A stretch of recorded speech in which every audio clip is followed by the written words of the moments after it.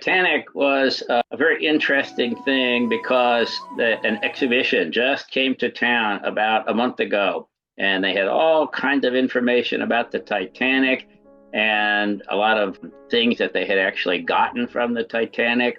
And so, and in addition, we had been to a lecture about 30 years ago where they talked about all what really happened, what actually caused the sinking of the Titanic. And it was a huge confluence of almost unforeseeable events that happened. So what I'll do is I'll tell you about what happened to the Titanic when, of course, it hit an iceberg, and that's what caused it to sink. But it was supposed to be unsinkable. So why did it sink anyway? So that's what I'll tell about first. And then for anybody who's interested, I'll show you some of the artifacts from the Titanic. And then I'll tell you about a surprise thing because we were on a sinking ship. Not quite like the Titanic, but still, it was a real sinking ship. So what caused the Titanic to sink? So first of all, what was the Titanic? Well, it was a huge ocean liner. It was built in 1911 for the White Star Line. It was the largest mobile object ever built at that time, and it was supposed to be unsinkable. Any 4 compartments could be breached and filled with water, and it still wouldn't sink. It had 2 sister ships, the Olympic, which was slightly smaller and built a little bit earlier, and then the Britannic, which was basically, it was built after, but it was basically the same ship as the Titanic. And a strange thing happened to that, but we'll get to that after a bit. So the first voyage of the Titanic was from Southampton in England, bound for New York, beginning on the 10th of April, 1912. And there were a number, it was a very luxurious line, and there were a number of very prominent and rich people aboard. John Jacob Astor, one of the richest men in America. Benjamin Guggenheim, the guy who started Macy's department store. Isidor Straus. George Dennick Wick, the president of Youngstown Sheet and Tube Company. And the streetcar magnate George Dunton Widener. And every one of them died. And here's why. So here's the Titanic while it was still being built, the largest object, moving object ever built. And to give you an idea of the scale, here's the back end with the propellers, the main propeller, and then the 2 steering propellers. And way down here are the workmen. And that's how big it was. Now, the voyage did not start well. They had only been underway for not even 10 minutes. This is the Titanic. And it was so big that they had not expected the bow wave that it would create. And it snapped the anchor line of this ship over here, the USS New York. And the Titanic almost ran into the New York. And it would have, except that there was a very quick reacting tugboat captain who pushed the front end of the New York out of the way as much as he could. And so they missed each other by 4 feet. That was in the first 10 minutes. So here's the Titanic underway. And here you can see the lifeboats. There are 3 lifeboats here, 4 more here. And then there were a couple of smaller boats and rafts. But the number of lifeboats was far fewer than the number of people who were on board. The capacity of the lifeboats was far less. And the reason was because it was supposed to be an unsinkable ship. If it had some problem in the middle of the ocean, like the engine stopped or there was an electrical failure, the lifeboats would take the first third of the people to a rescue ship, and then they'd come back and get another third, and then finally they'd get the last third and take them. So that was the idea. So they didn't have nearly enough lifeboats to get everybody off the ship.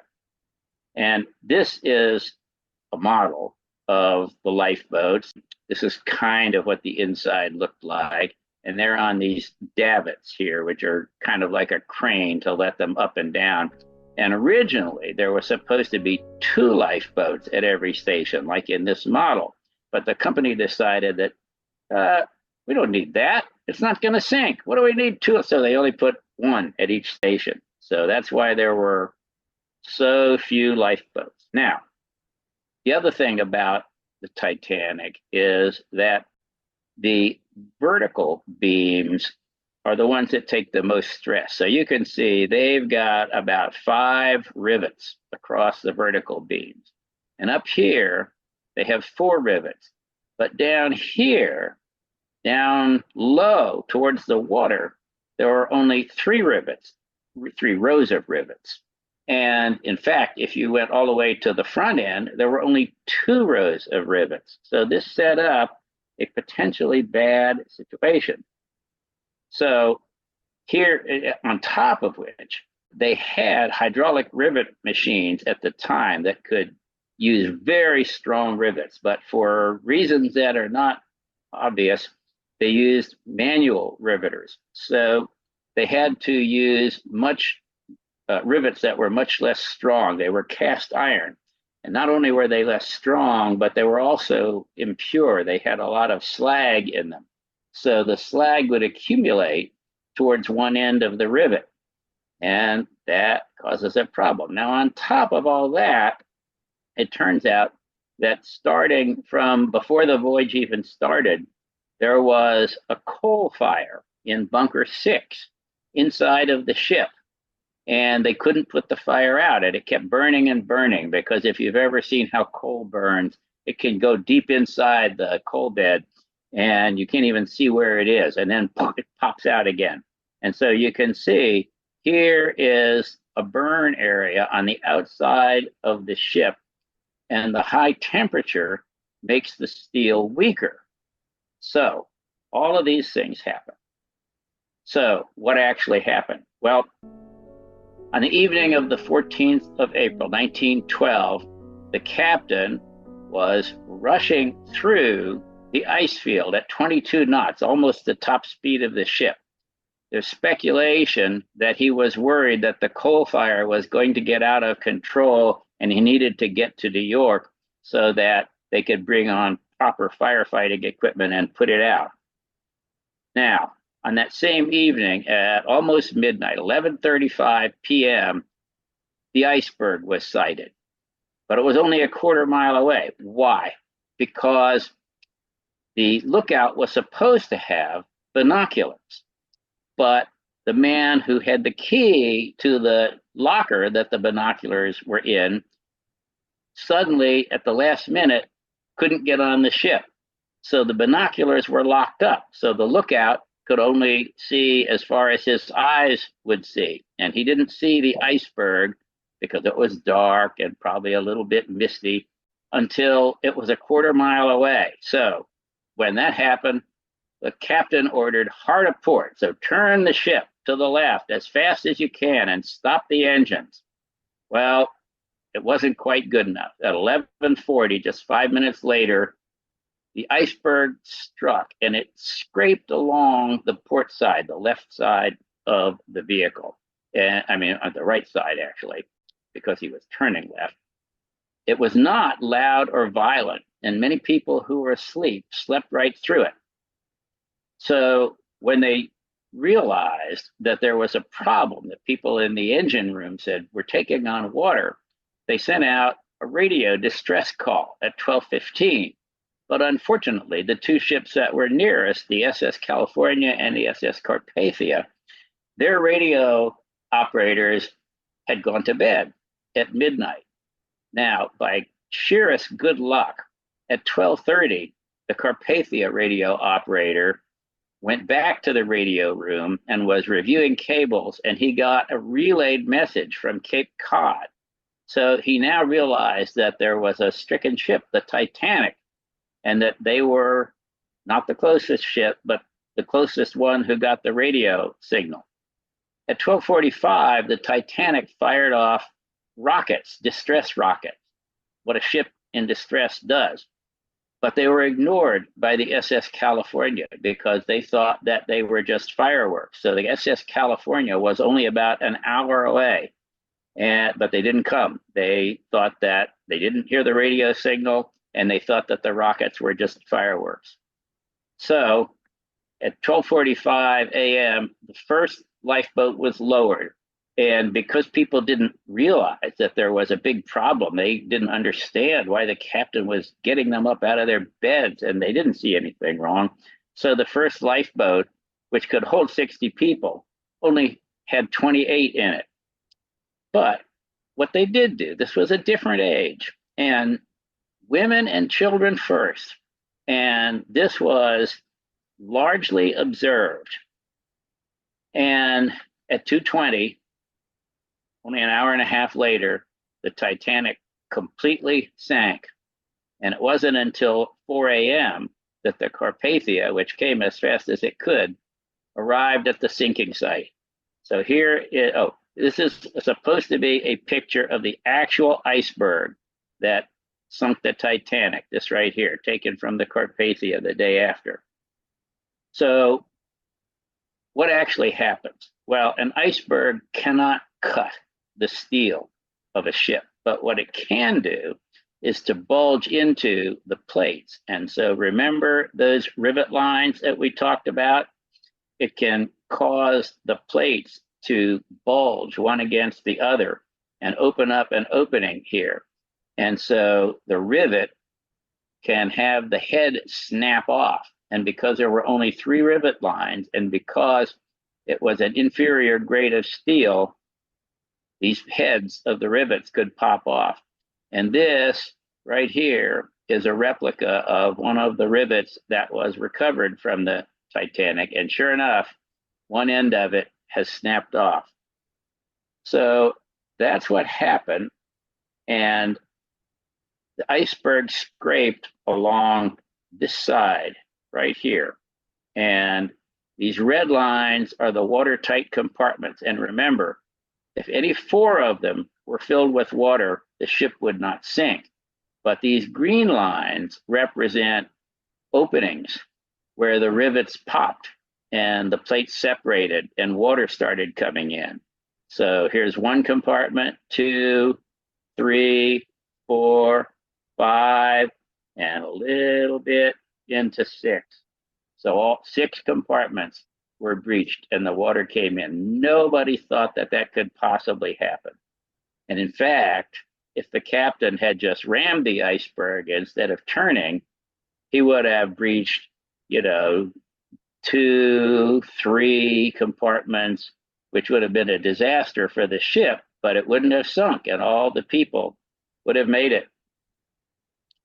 And so here's what happened. As the ship began to take on water in these first 6 compartments, the other thing that they didn't think about was that if you have flooding in this many compartments, the water will get very high. And so they didn't make the watertight compartments go all the way to the ceiling.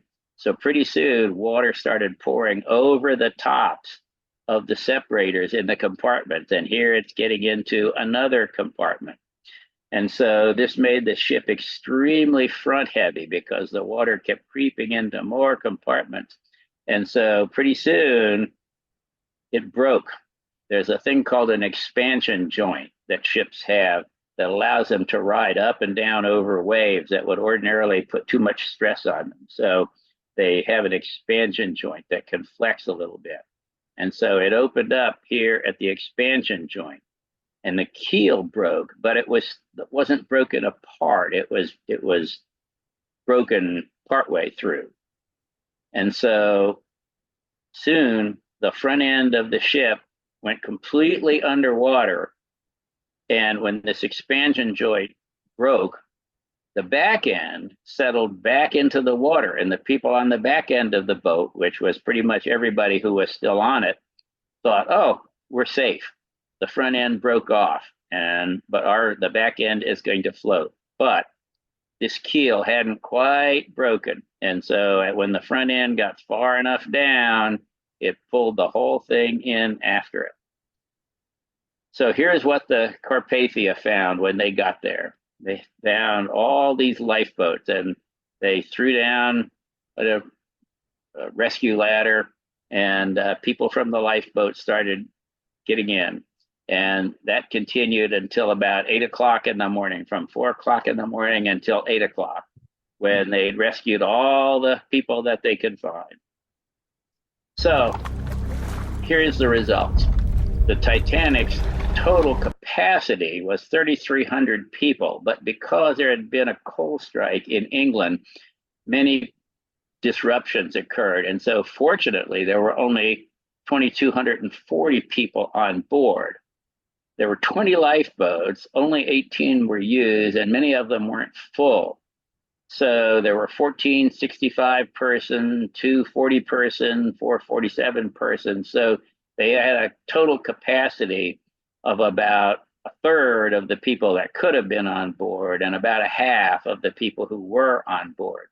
But unfortunately, the lifeboats didn't all get filled. And so only 706 people actually made it onto a lifeboat, which meant that 1,534 people died. But here's the interesting thing. If you look down here, this is a graph of how many survivors, what percentage survivors there were. Adult males, adult females, male children, female children, and then first class, second class, third class. And so if you look, even in first class, the vast majority of the males died, but the females, that first class was closest to the lifeboats. They were highest on the boat. So more of the first class passengers were at the front of the line. Second class was the next closest, and then third class was the least close. So they were just back in the line. But nearly 100% of the first class females, 90%, and over 50% of the women in third class. And then children, the male children did fairly well, and the female children, 100% of the second class female children survived. They got into lifeboats and they were saved. So it was a different age. I don't think that millionaires of today, billionaires, would let the women and children go first and drown in the sea. Yeah, we had a more better civilization 100 years ago. Very sad. Anyway. Yeah, not everything has changed for the better. But here it is. This is a picture of the front end of the Titanic lying on the bottom of the ocean where they discovered it back in 1986. So that's the story of the sinking. So if that's all you have time for, you can leave now, but I'll show you a few other things that came from the Titanic. So if you want an example of the luxuriousness, here is some of the tableware from the first class dining area. Look at that. It's all sterling silver. The first class cabins had 2 rooms. They had a sitting room so that if you wanted to stay up late, you could do so. And they had a bedroom where if you wanted to go to bed early, you could do that. And they had their own private bathrooms, almost unheard of on ships of that time. Now, what about second class? Was that bad? Well, not quite like first class, but here's a second class bedroom. Here, you had to sleep in bunks, but they didn't have bathrooms, but they did have a water closet, is what this was called. So you could get water and you could make a cup of tea and you could wash yourself and so forth. And then what about third class? Well, third class was a little bit more cramped, but here you had 2 sets of bunks and you still had your water cabinet. You didn't have the nice thing for making tea, but we might think that these were pretty cramped by today's standards, but these conditions were much better than most of the people in third class had even come from. This was luxury for them. And the food. So here's the third class menu. So look at this. For breakfast, they get oatmeal and milk, smoked herrings, potatoes, ham and eggs, bread and butter, marmalade tea, Swedish bread, tea and coffee.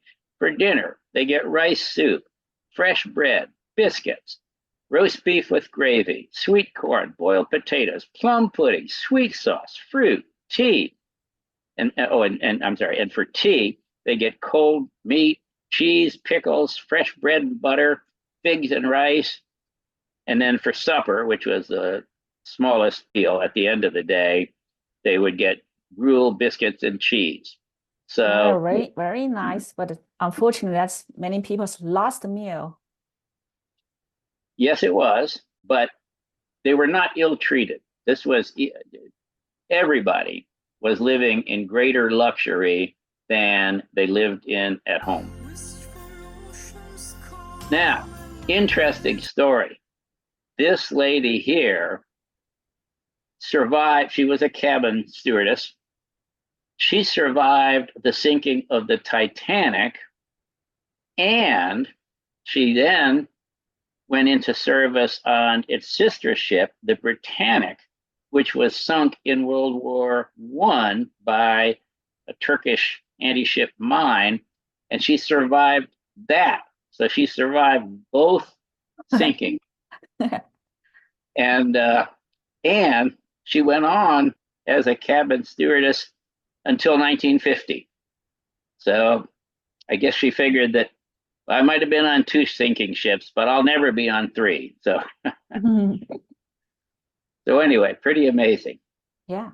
And the last thing that I'll tell you about is this was our sinking ship. We were on this ship, the Sea Diamond, and there's a YouTube about it, which Lydia will put down underneath of this video, and you can look at that. I'm not gonna, there's too many stories from that to go into right now. That would be a whole separate video.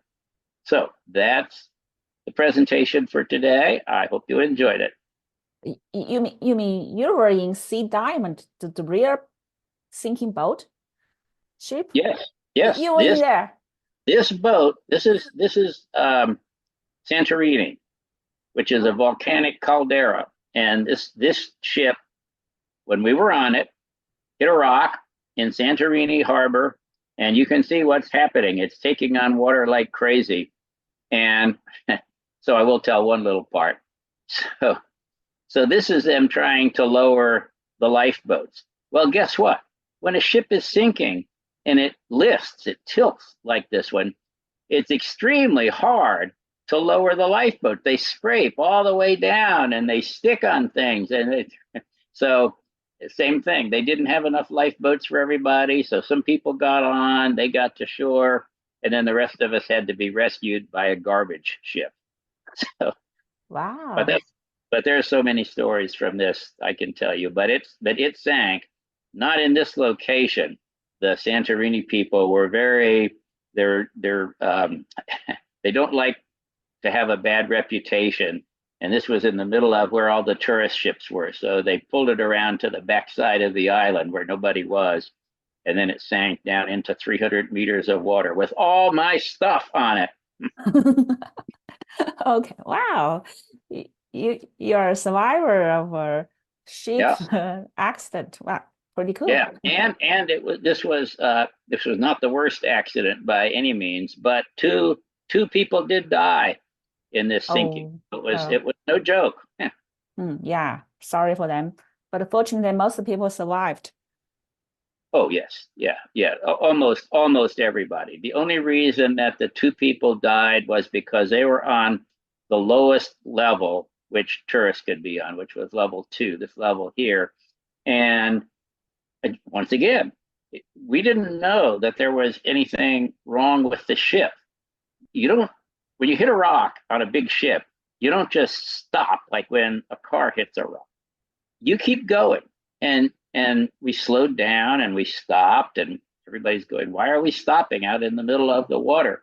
And then the ship began to lift. But before that happened, this whole second deck got flooded. And so there was a French family in a room on the second deck, and the doors are very tight on those rooms. And so they were sleeping, and they didn't realize that the water was in the hallway. And so when it finally started to seep in through the door, the wife opened the door and the water came flooding in, and she said, "Oh, swim for it, swim for it." So she swam and she made it out, but her husband and her daughter did not. That's very good for today. And thank you.